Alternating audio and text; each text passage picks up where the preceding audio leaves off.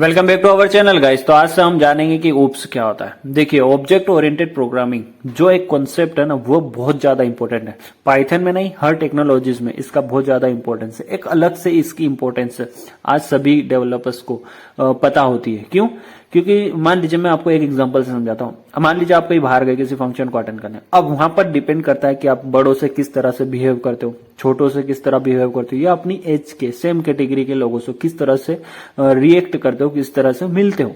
यही चीजें होती है प्रोग्रामिंग में, कि आपको ऑब्जेक्ट ओरिएंटेड प्रोग्रामिंग के यूज किए बिना भी आप अपना काम कर सकते हो। या पहले भी अभी अब तक जो हमने कोडिंग की है, देखिए ये लेक्चर्स में अभी तक हमने जो कोडिंग किए, जो टॉपिक्स क्लियर किए, उनके बिना भी हम अपना काम कर सकते थे। लेकिन पाइथन के डेवलपर्स ने हमको ऑब्जेक्ट ओरिएंटेड प्रोग्रामिंग वाला कॉन्सेप्ट अगर दिया है, मान लीजिए आप किसी चीज के ऑब्जेक्ट बनाकर या क्लासेस बनाकर उसका यूज कर रहे हो, तो अगर आप अपने यहाँ पर टाइम बचा सकते हो तो बहुत ज्यादा इंपॉर्टेंट। आप अपना पैसा बचा सकते हो तो बहुत ज्यादा इंपॉर्टेंट है।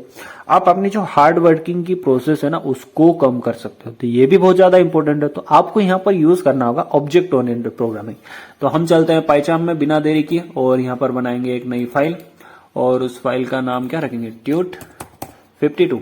ठीक है, क्योंकि इस सीरीज का ये हमारा 52 लेक्चर है। और हम इसको थोड़ा पहले जूम कर लेंगे ताकि आपको अच्छे से दिखाई दे। और मैं यहां पर लिख दूंगा ओप्स कॉन्सेप्ट।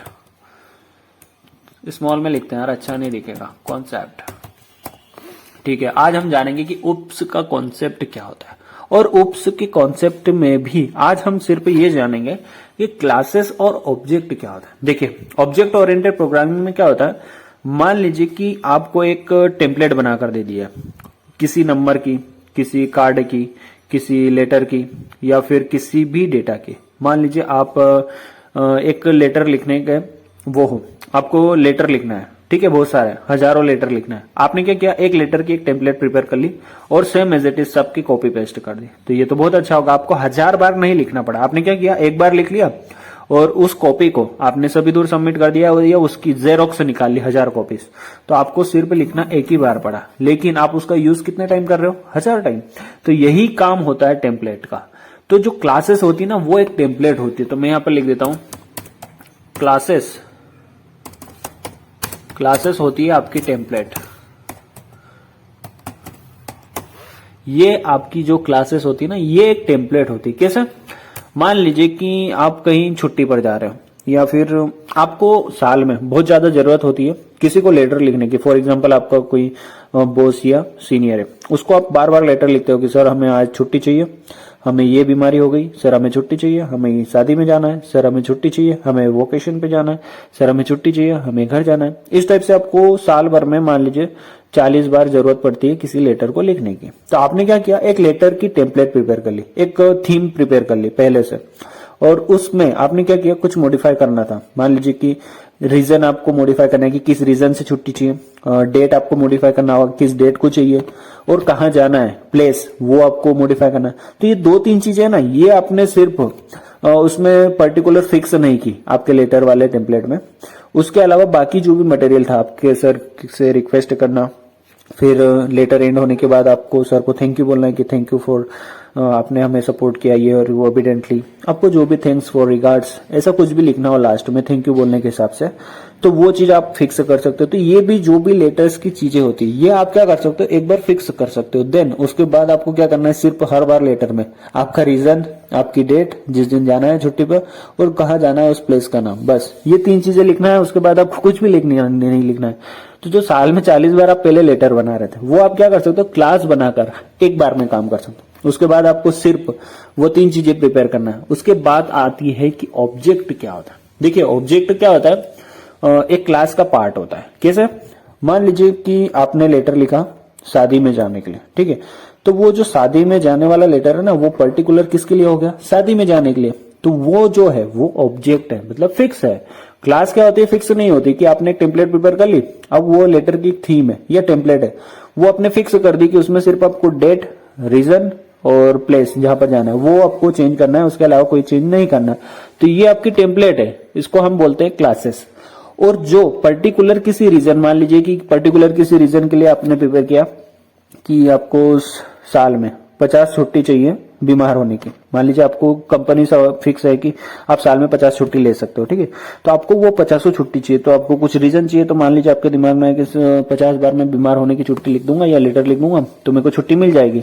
तो आपने एक फिक्स टेम्पलेट प्रिपेयर कर ली, ठीक है, और बीमारी नाम से उसमें रीजन फिक्स कर दिया कि बीमार नाम से। तो वो जो लेटर होगा ना बीमार वाला, या मान लीजिए कि बीमार होने के लिए लीव ले रहा हूं, तो वो जो छुट्टी लेने वाला जो फिक्स रीजन है, वो फिक्स रीजन वाला जो लेटर होगा वो आपका ऑब्जेक्ट होगा। तो मैं यहां पर लिख देता हूं ऑब्जेक्ट, और ऑब्जेक्ट को हम क्या बोल सकते हैं, इंस्टेंस पार्ट ऑफ ना, इंस्टेंस ऑफ द क्लास, हमारी क्लास का ऑब्जेक्ट हो जाएगा, या फिर ठीक है इसको। अब ये क्या होते हैं, देखिए ऑब्जेक्ट को आप समझ चुके हैं, क्लास को समझ चुके हैं। अब इसमें और भी खासियत होती है। कैसे, मान लीजिए मैं आपको जैसे नॉर्मली लिख कर बता चुका हूं, लेकिन अब आपको लिख कर समझाता हूं। ये क्या करता है, एक रूल को फॉलो करता है। कौन से रूल को, DRY रूल को। अब ये क्या होता है DRY, DRY का मतलब होता है, sorry, do not repeat yourself. अब आप बोलोगे सर ये क्या है। देखिए जैसा कि मैंने आपसे कहा कि आपको साल में 50 छुट्टी लेने के लिए लेटर लिखना है, तो आपने सिर्फ लिखा कितनी बार, एक बार। उसके बाद जब भी आपको उस लेटर की जरूरत पड़ी आपने लिखा क्या, नहीं, उसमें 2-3 चीजें जो आपको लिखना था, मान लीजिए रीजन, प्लेस, डेट, ये सिर्फ लिखी, पूरा लेटर नहीं लिखा ना। तो आपने किसी चीज को रिपीट किया क्या, नहीं। तो यही चीज तो मैंने आपको स्क्रीन पर भी लिखा है कि DRY का मतलब डू नॉट रिपीट योरसेल्फ, मतलब जो चीज एक बार आपने लिख दी उसको जीवन में कभी भी आपको रिपीट नहीं करना है भाई। यही तो ऑब्जेक्ट ओरिएंटेड प्रोग्रामिंग की खासियत होती है कि आप क्या करिए, किसी भी चीज की जो कोड आपको बार बार रिक्वायर्ड है उसकी एक टेम्पलेट प्रिपेयर कर लीजिए। आप उसका यूज जब भी करना चाहते हो उस टेम्पलेट को या उस क्लास को कॉल करिए और बहुत बढ़िया से यूज करिए। मान लीजिए मैं क्या करता हूँ, इंडियन सिंगर्स होते हैं ना, उनकी एक लिस्ट बनाता हूँ या एक क्लास बनाता हूँ। मान लीजिए मैंने एक क्लास बनाई इंडियन सिंगर्स नाम की, ठीक है। अब इंडियन सिंगर्स की क्लास में मैंने बहुत सारे नाम लिख लिए, फॉर एग्जाम्पल अरिजीत सिंह, जुबिन नौटियाल, हमारी अलका गायक, और भी बहुत सारे हो सकते हैं। हमारा कपिल शर्मा भी बहुत अच्छा सिंगर है, वो कॉमेडियन है लेकिन वो गाता भी अच्छा है, उसकी वॉइस भी अच्छी है, तो उसका नाम भी हम लिखेंगे, कोई दिक्कत नहीं, क्योंकि मुझे बहुत पसंद है पर्सनली। तो ठीक है, तो हम बात करते हैं, वापस टॉपिक पर आते हैं कि ऑब्जेक्ट ओरिएंटेड प्रोग्रामिंग में हम मान लीजिए हम एक क्लास फिक्स कर सकते हैं इंडियन सिंगर्स नाम की। उसमें हम कुछ डेटा उनका ले सकते हैं, फॉर एग्जांपल नेम, वो कहाँ रहते हैं, उनकी डेट ऑफ बर्थ क्या, उनकी एज क्या है, वो कौन से गाने गाते हैं, फॉर एग्जाम्पल रोमांटिक या जो भी होता है हमारे रिमिक्स, या किस टाइप से वो बनाते हैं। जैसे हमारा मिक्का सिंह है तो वो ज्यादातर रिमिक्स या फिर डीजे पे वो उसके सॉन्ग चलते हैं, तो उस टाइप से हम जो जो कैटेगरी में उसको डिवाइड करेंगे वो उनकी एक फिक्स टेम्पलेट हो जाएगी। अब जब भी हमें इंडियन सिंगर्स की डिटेल चाहिए तो हम उस क्लास को कॉल करेंगे या वो क्लास को एक्सेस करेंगे। उस क्लास के अंदर हमें सारे डेटा मिल जाएंगे इंडियन सिंगर्स के। उसमें से हमें पर्टिकुलर कोई चाहिए, मान लीजिए मुझे चाहिए कपिल शर्मा, या फिर फॉर एग्जांपल ले लेते हैं अरिजीत सिंह के गाने चाहिए, तो मैं यहाँ पर क्या करूंगा, ऑब्जेक्ट लूंगा उसका अरिजीत सिंह का, और जो हमारी क्लास है वो क्या है, इंडियन सिंगर्स। तो हमने क्या किया, एक क्लास मतलब एक टेम्पलेट बना ली इंडियन सिंगर्स की, उसमें हमें जो भी डेटा लेना था वो फिक्स कर लिया, वो हमारी टेम्पलेट हो चुकी है। उसके अंदर जो हमें डेटा लेना था fix, for example Arijit Singh, for example Kapil Sharma, Alka गायक, या और भी सिंगर्स हो सकते हैं जिनके नाम मुझे बिल्कुल याद नहीं है क्योंकि मैं ज्यादातर गाने सुनता नहीं, ठीक है। तो वो जो पर्टिकुलर किसी इंसान को हम जो लेंगे वो हमारा ऑब्जेक्ट हो जाएगा, और जो हम एक टेम्पलेट बना रहे हैं इंडियन सिंगर्स की वो हमारी है क्लास।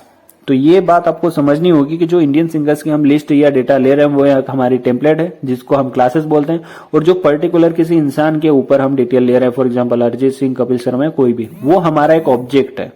तो क्लास और ऑब्जेक्ट से रिलेटेड आपको कोई भी डाउट नहीं होना चाहिए। ये कभी भी आपको रिपीट करने के लिए नहीं कहता। आप एक बार किसी भी क्लास की या एक टेम्पलेट प्रिपेयर कर लीजिए, उसको आपको कभी भी जीवन में दोबारा नहीं लिखना होगा। ये एक फिक्स मटेरियल जिसको आप कभी भी यूज कर सकते हो। तो आई होप कि आपको क्लास और ऑब्जेक्ट समझ में आएगा। आने वाले लेक्चर में हम इसका कोडिंग पार्ट भी देखेंगे और थोड़ा एक्सप्लेन करेंगे ताकि और आपको समझ में आए। लेकिन इस वीडियो में इतना ही कि आप क्लासेस और ऑब्जेक्ट को अच्छे से समझ जाए, यही हमारा मुद्दा था। और जैसे कि आप इस सीरीज को स्टार्टिंग से देखते आ रहे हैं, हम एकदम बिगनिंग लेवल से बहुत आगे आ चुके हैं। इस सीरीज में हमने बहुत सारे टॉपिक कवर किए और आज से हम स्टार्ट करेंगे ऑब्जेक्ट ओरिएंटेड प्रोग्रामिंग, जो हर टेक्नोलॉजी का बहुत ज्यादा इंपॉर्टेंट टॉपिक है। और इस टॉपिक को हम एक एक लाइन, 1 by 1, एक एक चीज, हर टॉपिक, हर यूज कैसे कैसे आप उसका यूज कर सकते हो अपनी टेक्नोलॉजीज में, अपनी प्रोग्रामिंग में, अपने गेम डेवलपमेंट में, और आगे जब हम वेब डेवलपमेंट सीखेंगे उसमें, तो ये सारे कॉन्सेप्ट आपको यहाँ पर क्लियर करवाए जाएंगे। तो इस सीरीज के साथ बने रहिए और एक एक वीडियो को ध्यान से देखिए। Thank you so much for watching and I will see you in next video. Bye.